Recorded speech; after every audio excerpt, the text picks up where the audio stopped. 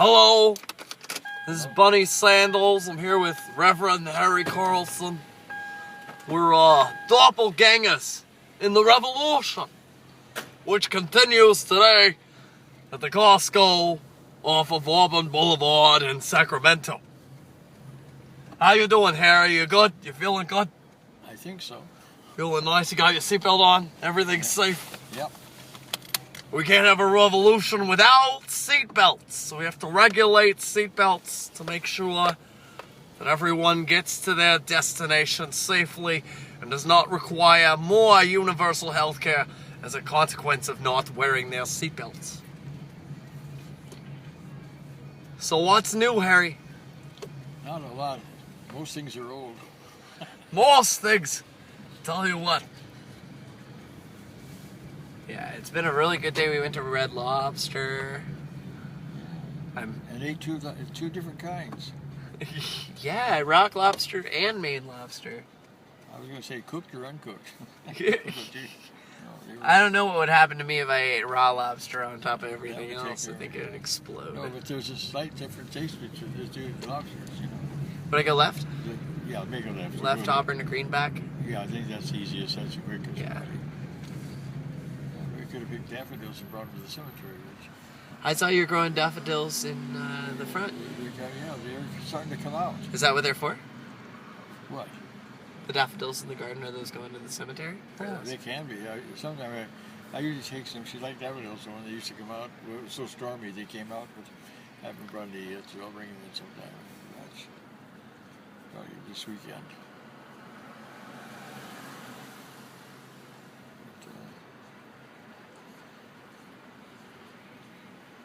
You're going to Peru and then where you said? Peru and then New Zealand. New Zealand, yeah. Peru for the best food in the world, and I mean South America. Have you ever been to South America? Not quite. They stole our name, Grandpa. They stole our name. South America stole our name. From North America, you mean? For North America, yeah. Well, they knew the right direction. Actually, I think they probably found them before they found us. A lot of my friends who are either geography buffs or Mexican are really shocked that a lot of people consider Mexico to be not part of North America when it's most certainly North America. If you want to call it something that's not a continent, Central America, but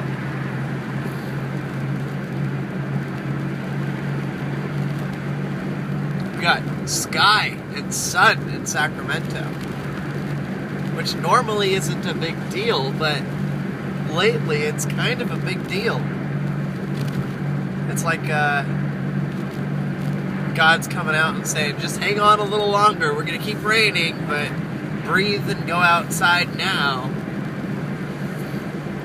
And then hide for another 3 days while, I don't know, did Oroville explode yet? Or is that Oroville Dam? No, it's still there. They're going to be. They need to look at it a little. They need to look at a lot of things around here. The politicians, they like to make new things. They don't like to spend money on repairs.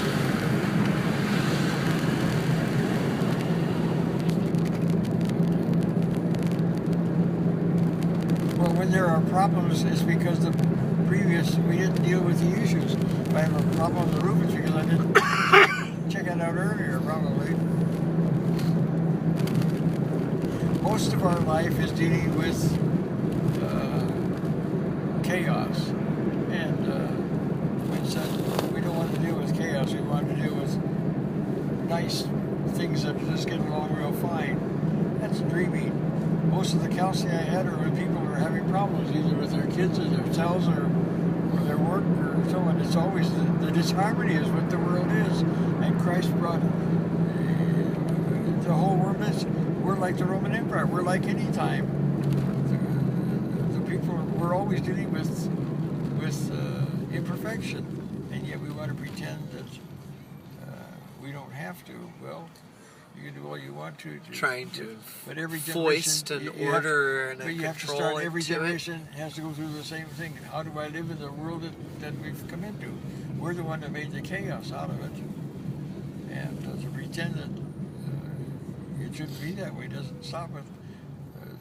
The world shouldn't have been the way it was when Jesus came. He came into where he was, and he dealt with what? The Roman Empire and the Jewish people. And if he came today, he'd be dealing with us. He wouldn't find out which is the best civilization or which country is the best. He would say, I'm coming there. And he died for all, so he came to every civilization. And the idea that we've got to make heaven on earth, first of all, it won't happen. We can make things a lot better. The key thing in the early church, it wasn't all the little miracles that Peter and Paul made. It was the church grew because they saw people who we have to behave the way they were behaving. They began to hear people who care about the other person. And the definition of the early church was what? They loved each other. There was a concern.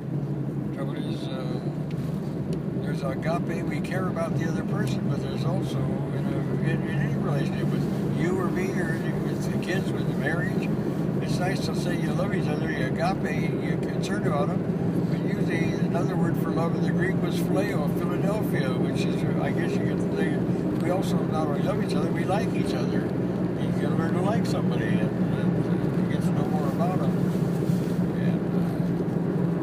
And, I phileo you. Huh? I phileo you. Yeah. What does that mean if you say I like you. filio, right?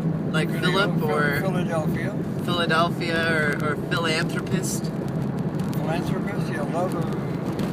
Filial? What's filial? That's brother. Filial? Well, filio is son. F-I-L-I-A-L. Filio, yeah. Son or daughter is a child. But that's a different word than filio. That's with an A. That's a little different word. The grass collector. Have you seen the new theaters in Arden? Nothing new as an Arden, no. I go to these. They're all the time. really industrial. They are. They look really square and cementy. I go here every month or two to see. What did you see last? I guess it was, I saw Nabucco, and then I went to see Romeo and Juliet. Oh, so you go to the events ones, like the opera? The opera one, from the Metropolitan Opera. Those are the most fantastic productions from the Metropolitan, the worldwide singers, and Doris and I have gone to quite a few. I wanted to see Nabucco by Verdi. That was the story of Nebuchadnezzar and the Babylonian Empire. I want to ask you a question about Ezekiel. Yeah? Because... It begins with an E. Right. When I was reading it, it seemed to me as if Ezekiel was actually a Babylonian priest who was part of a Babylonian campaign against Israel and was using his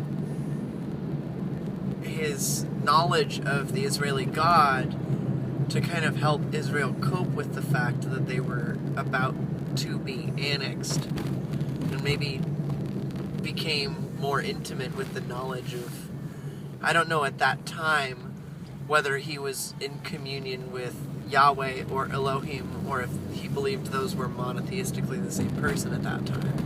He was a Jew. He was a rounder in the Babylonian Empire, but captivity. Did the captivity predate Ezekiel, or was it post Ezekiel? It was during the time. I think it was a contemporary of that period. I think in the letter. It was Israel, Ezekiel, and that was a time when they were struggling. Why are we captive? And they were captive. Well, we were to get out of here, and it was giving hope to them. He was giving hope to the people. Yahweh hears your voices. Much like in the wilderness with Moses, the people decided they didn't want to. They started complaining, and so then, all the complainers really complained, and they blew it. And God said, "If you don't want to go, you're not. If if you don't want to go, you're not going to be forced to go. So he said, we'll just wander for 40 years until you're dead, and then the next generation make up its mind whether it wants to go. The only two people decided they'd like to go, and that was Joshua and I forgot the other one. Aaron? Yeah. But Question. yeah. How do you discern between when people think that they're following a divine order or the will of God as they hear God versus and the way that God wills us into scary situations that we survive that are against our best interest? He doesn't will us into scary situations. We get there on our own. And how do you discern between the self voice and the God voice, which is basically when we find ourselves in the woods and it's our fault versus when we find ourselves in the woods and God led us to the woods? Well, I think that first of all, when we think that we're in the woods, you have to make up your mind whether you're God or you realize you're not, and you get in the woods on your own. You need some help out of the woods. So if you think you're still God, then you may not get out of the woods for a while. If you realize you need some help, God says, He doesn't give you a bunch of mathematics and history and geography. He turns around and says, the only problem, he says, if anyone lacks wisdom and wants wisdom, he'll give you wisdom. Knowledge is one thing, that's facts. Wisdom is how to use it in the proper way. We can misuse it. Everything is good. We can either use it the way it should be, or we can misuse it, or we can abuse it. And most of the time we're doing the other things because we're using it. We feel good, we're doing something with it. But usually when we're misusing or abusing it, we find out the results aren't so great. And so how do you know what's true or not true? Is it by the fruits? Huh? By the fruits? By what happens at the end? That's probably the third thing to look at. I remember when glossolalia, that movement of speaking in tongues was a real popular thing in the 50s or the 60s. And glossolalia, it's like Pentecostal, right? Yeah, speaking in tongues. Everybody should speak in tongues. Well, and it certainly is around and it happens. And there was, even in my first marriage, there was a time where some of the Lutheran churches, the people would come in and there was a movement in the Lutheran churches, well, all churches, but the Lutheran church for a while down there in the 60s. And once in a while, somebody would speak up in church in the middle of the service, and finally some of the pastors and churches called the police to get them out of there. Well, that really isn't probably the answer, how to best handle it. And so, what should I do? Well, what I did is, I went to some of their meetings. I went to a meeting that was held at one of the churches. One of the main speakers was a lady who was in glossolalia, and one of our members wanted to know more about it, and I thought, well, they'll go, so I went with him, because he was intrigued by it. And it was an interesting event. And I decided, and her message at that time, when like anything that's new, everybody says you gotta be like that. Unless you're like that, you're not really a Christian, Right. You haven't unlocked the glossolalia. You haven't accessed your divine. You're not like, just be like me, and if you're like me, and therefore you're not right. Well, and they get deceived by the idea, or they maybe take the wrong idea out of the idea that, speaking in tongues is a gift of the Spirit, so if you're filled with the Spirit, then you'll speak in tongues. But that really means the ability to be understood. Yeah, but the point is this, in the scriptures, when you read about it there, even in 1 Corinthians, to speak in tongues and not have someone interpret is just talking. It's nonsense. Yeah, but there's a place for that too, because basically, as Paul mentioned, glossolalia, or speaking in tongues, is basically is prayer time. Yeah. You're speaking to the Lord. It's like a trance or a meditation. Well, and so on. And so what did I do? I decided not to call the police. I decided to do what are some of the alternative ways to deal with it. So what did I do? I took we had a couple of Pentecostal churches in Zealand, in Mojave. I just called up one of the pastors down there, he'd been part of the group. And he and his wife both had tongues in it. They both we're familiar with it, and whatever happens in one place is bound to happen anywhere. So I sat down with him one day and went over to his house one Sunday afternoon. Afterward, I told him I want to come and just pick his brain for a minute, you know. And so I was talking about the movement, and he was aware of the movement going on. So this was an actual, like, interdenominational movement to teach people to speak in tongues? And then there were people who bought it and took it and ran with it, and some of them ran away with it, you know. And I wanted to get some balance, like calling the police to get somebody out of my church if they got up and started speaking. I didn't know what to do with that. So I thought I'd spend the afternoon with him, just pick his brain. And I think people love to get the police involved in simple conflict. No, they want to be in control, and they know what they're talking about. I can come up and... I fell asleep in my car the other day, and instead of knocking on my window and asking me to leave, they called the sheriffs to have me removed from the that's property. one thing to do. Sometimes probably isn't safe to go to every car, but he's probably, you know, do it that way. But anyway, so I went to pick his brain. I said, well, you know, the movement, and I was wondering, how do you know the difference between somebody get out of your church in the middle of the service and start talking when you're preaching? And how do you know when to do it and when to tell them to shut up and sit down? Because they deal with the issue. Might as well talk to somebody that had it happen. That's the last time that's going to drop. Yeah, don't worry about it. Anyway, he said that's very simple. What is? Simple or sinful? Simple. How do you correct someone who's going that way when you're told to stop, you sit down, or let them talk? I said, how is it so simple? Because everybody's having fun with it. Yeah. He said very simple. And it is. And, what is it? You want to know? Yeah. He said the Holy Spirit's not rude. And if you're preaching about Jesus Christ and the redemption and his love for the people and so on, and the guy gets someone preaching about Jesus Christ and the salvation and so on, tell him to sit down. The Spirit does not rude and not hinder that message of salvation. If I'm talking about the bingo game coming next Wednesday, there's going to be a float in the parade coming down, and he starts talking, I'll yield then. But if it's about Jesus Christ and worship, there's no excuse for interruptions. And I said, that's simple. He said, what part of your service, what's your service like? I said, well, we sing hymns. Well, that shouldn't be interrupted. You have prayers, we talk about the Bible verses, and then I give a sermon, and there's some singing of hymns or songs and praises. He says, there really is no place for it. I said, the only place that probably would be fitting into it is when I give the announcements. Then maybe I could yield, but if anybody comes and wants to interrupt or anything, and instead of wondering what do I do if something did happen in my church, he gave me the answer. He deals with it. He knows what it is.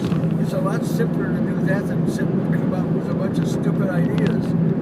And I don't know, when people have conflict, they do like you do, to avoid talking to somebody that might have some ideas about it. You know, when you ignore me, that's fine. You get all my wisdom. But when you get to me, you get some more stupid ideas. Then you can evaluate them. When it came to when something new takes place in the church or in my life, how do I know whether it's good or bad? There are three things that are basic, that I think are basic. One is, if it's anything to do with the Spirit or what's right and wrong, what does the Bible say about it? Number one. Okay, what does not only the Bible say about it, maybe it doesn't talk about it. What does the church say about it? Doesn't mean they're always right, but what historically, there's not much coming down that hasn't been here before. Right. And what does the church or the record of the church say about it, in addition to what the Bible says? And the third thing is, what are the fruits of it? If the fruits of it is an ego trip, that may not be enough for me to say it's valid. Those are things I bring up to myself. What's the fruit of this? You may have a good idea, but if it's going to create chaos on a freeway and make people lose their lives and scare kids, that may not be, it may be a good idea. It may be okay, but it's not in my version of what's okay. Right. Because it takes away the love of the other person away. And I think someday I think you might be a preacher, but then you'll have to go to their second careers. But I mean, in the meantime, you've got your own joyful agenda. I think it's fine. I celebrate it. I pray for you. You don't have to be what I want. I think sometimes you're trying to figure out what to do, and you're still kind of finding your thing. But be good to sit down. What's my goal for the next 2 years? Like, you kind of told me what you want before you're 30. You know.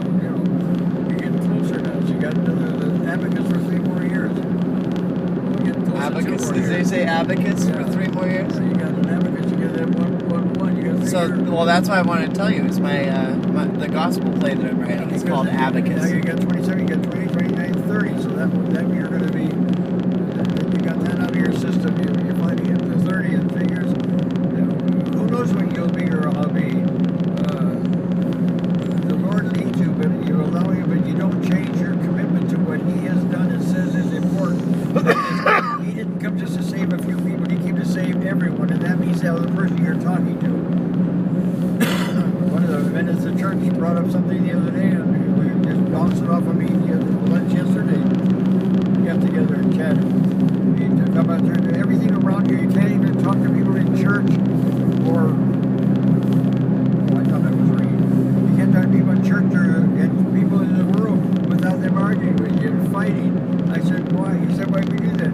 Can't we sit talking about any issues? And I said, well, basically, there should be no issue that a child can't bring up to his parents.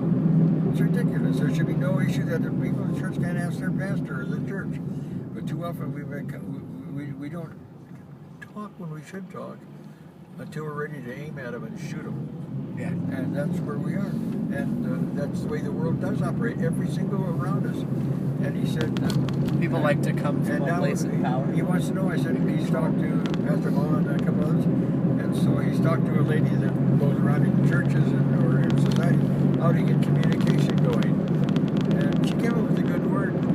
If we're going to do it, to have some words safe. And everybody's going to be respected. And one idea is just an idea, and everybody gets to hear it, whether you want to accept it or not. We can have, conversations. And so he's thinking of maybe a time, maybe in the spring or fall, we can maybe have 3 or 4 weeks of saying, we're going to have a good close conversations. And people, and these are the rules. We're going to talk about anything or certain topics, and we're going to respect each other. It comes out. Water in here. There's right. never been water there. They built that out after the last flood, just in case. Well, it flooded in here. It was closed here. The church back there, there's the church of Rio Hondo. They get flooded all the time. Well, there's one up here next to the cow.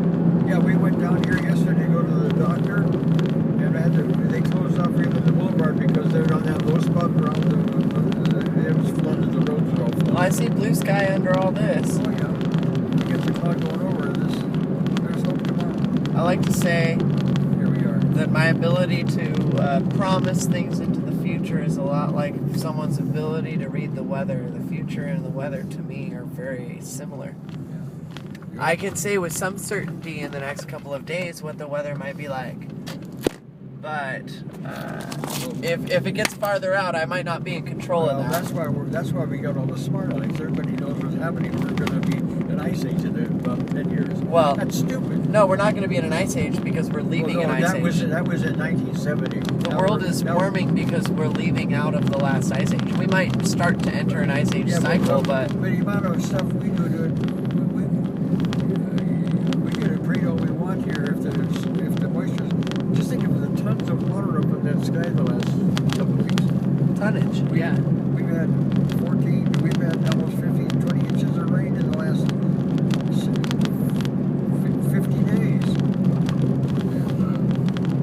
Yeah. It's been spaced out a little. On the average, that's not, it doesn't offset the several years we've had none, but it certainly helps. Oh, sure it does. It makes Sacramento at least another destination for another century Mildred or called me something. from Florida. Said, "You okay?" I said, "Yeah." I said, "It's fine." I said, It's like a national news that we're getting Oh, water. yeah, well, they say it. I said, "Mildred, I'm fine. My driveway's high enough to keep me dry for a while. If an ARP shows up, we'll get on it. Otherwise, I'm not going to be great." I was talking to Jacobs up in Idaho, and they were looking down here, and they got snow up there, and it's cold. I always found a parallel between Noah and David, because it's not even so much about the flood so much as, really, why would you send me to the river for these rocks? Why would you send me to the forest? Why do I have to cut this tree? God, sometimes in the future, the way that things go, you end up picking up an item for a reason you don't understand, and then a couple of hours later or a day later, or someone you meet someone who needs that item, or you need it yourself, and you're like, oh, I didn't understand when I saw it, but I'm glad I noticed it. Well, the thing is, everything is for use. To say we're not going to have any roads anymore, man. What created the joy of the national park system are roads and railroads. Before then, nobody could get into these woods. Not everybody at my age could go hiking. Yeah, the accessibility. Yeah. You needed a John Boer. And so they put a few roads and built these nice big things in Yellowstone and Glacier and all those places. If it weren't for those people that took a few trees and built it up, we wouldn't know what's even going on. And cutting a tree down, if we don't cut it down, it's to be used.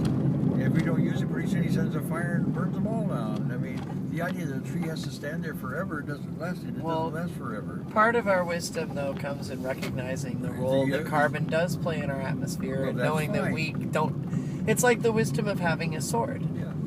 Yes, a sword exists. Does it need to be used? Not every time, and not in every place. Yeah, and the same with carbon. Carbon, like a sword, is useful, but we also need to recognize that the way that topsoil works and the way that trees work, that carbon is safely sequestered. I'm not saying that it's ridiculous to think that man has an impact on the environment, but we can manage our behavior and use restraint without throwing the whole thing out. Well, and we can use our critical understanding and the fact that, like, for example, the scientific community recognizes that there's a discrepancy between humans' short-term mindedness and the ability to leave a quality world behind for the next generation. No country there's not one country on earth that's done as much as this country has to clean up the messes. When they create it, they say, "How do we clean it back up?" We do. We take the lead. And to throw a guilt trip that we're so totally awful is ridiculous. That doesn't motivate any action. Well, I know. Other than guilt, it's the same thing. They can blame you. This is my grandpa's house. And the weather out here right now, it's pretty temperate. The breeze is coming. You can always tell because we got palm trees. You'd think we're more coastal than we really are. We're kind of in the middle of a bowl in Sacramento. These driveways in this neighborhood are really sloped. Really, really sloped.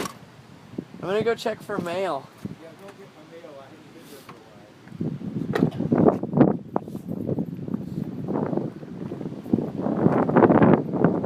while. These are the daffodils. See, this storm is moving in now. It's like, hey, can I eat some of your food?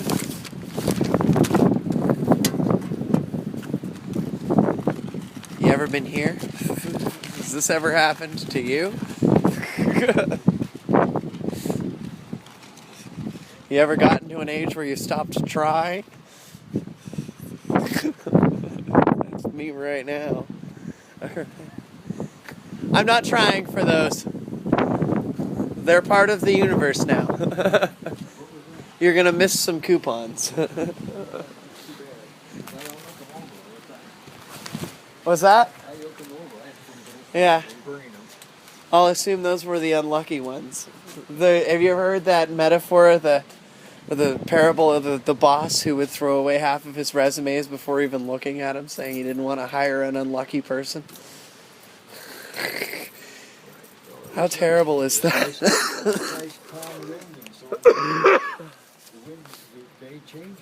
Nice to know that the pollen has a very potent delivery system.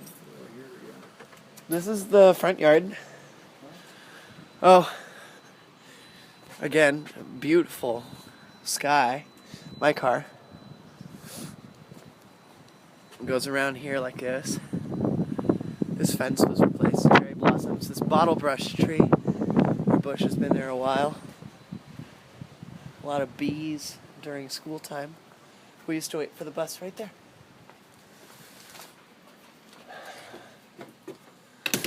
And this is the inside of the house. Ooh. the fam. That's Cece, my stepsister. Josh. And Jenny.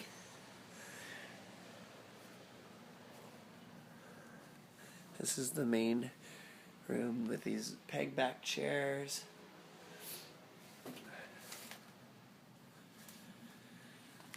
The pear tree in the backyard.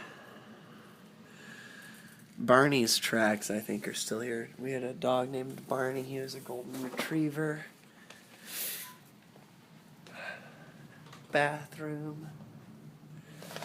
Grandpa's room. And this is where I would be sick when I was nervous or anxious about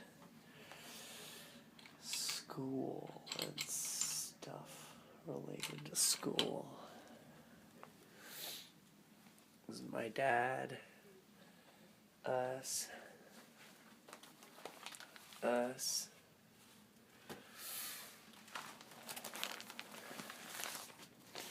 This one's, oh, I love this. This is the pastor's closet.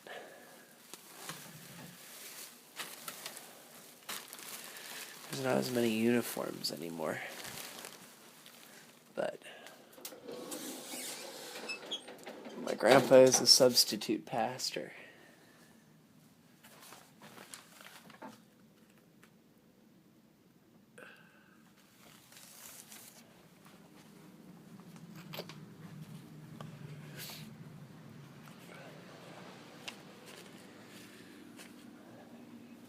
The living room, the table, fireplace. This is Grandpa's spot.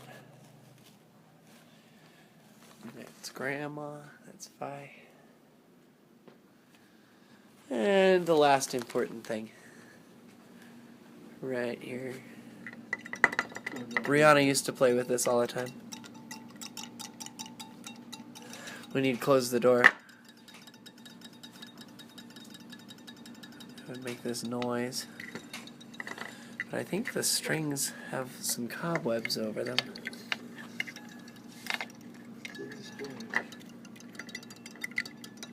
It's a little better. Things do change. And this table, we used to draw all over it. It's got little pieces of gold in it. That's gold, right? It's not real. It's just colored, I guess. Yeah. Say hi. Hi. Hi. That was Cribs.